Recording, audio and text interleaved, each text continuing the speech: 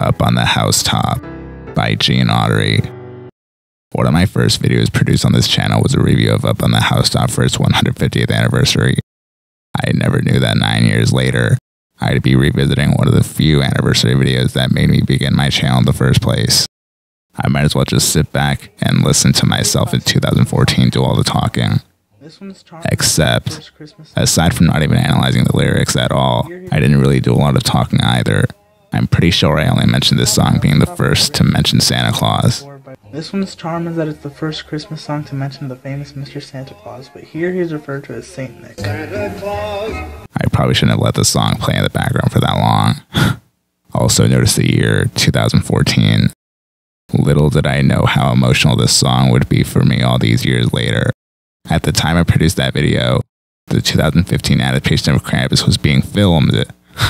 The hindsight is that much more eerie. Up on the housetop, reindeer paws. This is yet another song that begins by saying its own title. Up on the housetop, reindeer paws, like an Emily Dickinson poem. Notice I said that for the third time. That's something I only noticed because of how nitpicky I am. The 3 Christmas songs featured in Krampus, they all start off by saying their own name. Up on the housetop, reindeer paws. Confusing? Sounds fair. Out jumps good old Santa Claus. Out jumps good old Santa Claus. This is the first song to mention Santa Claus. Would you ever imagine him jumping? Down through the chimney with lots of toys. Lots of toys? How do they all fit through? Then again, how does Santa Claus fit through the chimney? All for the little ones' Christmas joys. All for the little ones' Christmas joys. This is symbolic. This actually did sound joyful whenever I hear multiple covers of the song. The original now just sounds haunting, so no more Christmas joy for this long. Oh, who wouldn't go? Who wouldn't go? As said so many times in these analyses, I didn't think of this until now. What's he saying? Who wouldn't go to? Who wouldn't go up on the housetop? Who wouldn't go down the chimney? Up on the housetop, click, click, click.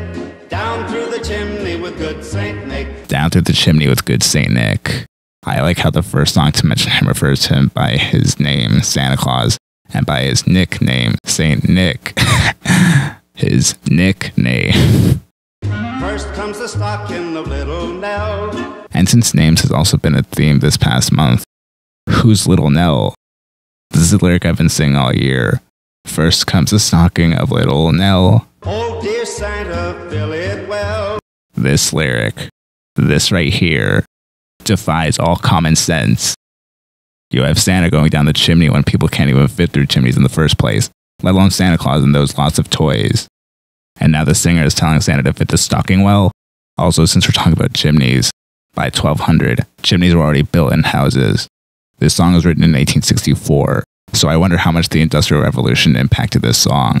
Give her a dolly that laughs and cries. This song was written in 1864. As creepy as it is, I had to look up when talking dolls were first made. It wasn't until 1877. Dear Christ. Maybe it prophesies the future. One that can open and shut its eyes. One that will open and shut its eyes on its own. That's just as creepy as how the song itself sounds. Who wouldn't go? Who wouldn't go? That's actually a really short chorus now that I'm listening to it. Look in the stocking of little Bill. Little Bill, as in the cartoon character. I guess the kids will just be referred to as Little, as if they're rappers.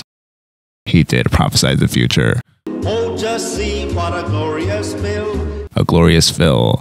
So he's not as worried about Little Will's presence fitting in the stocking as he did earlier when Little Nell was concerned. Here is a hammer and lots of tacks. A hammer and lots of tacks? Oh, that's dangerous.